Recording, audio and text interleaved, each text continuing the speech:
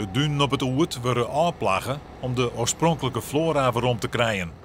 Boven dat krijgen Wienerzee meer invloed op de duin, zodat gas net de oerhaan krijgt. Het gaat om een gebied van halve bunder.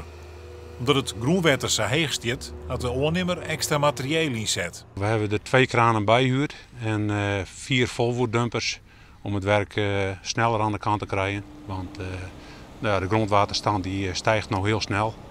Dus we moeten zien dat we hier wegkomen zometeen.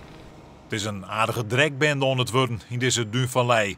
Dat had alles te krijgen met het waar van de oude dagen. Dat heeft ons wel een beetje verrast.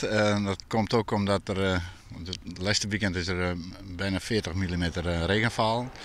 En het grondwater komt ook omhoog. De verrassing was natuurlijk ook de storm die eraan kwam. En daarvoor hebben we dat dikje ervoor gemaakt dat het zeewater niet binnenkomt.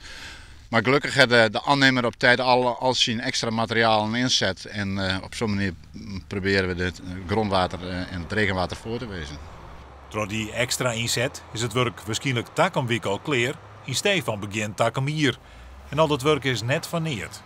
Het gebied hier is ongeveer 140 jaar oud. En dus zo lang heeft het er ook gedaan om het zo te worden zoals het nou is. We zetten weer helemaal terug naar het begin.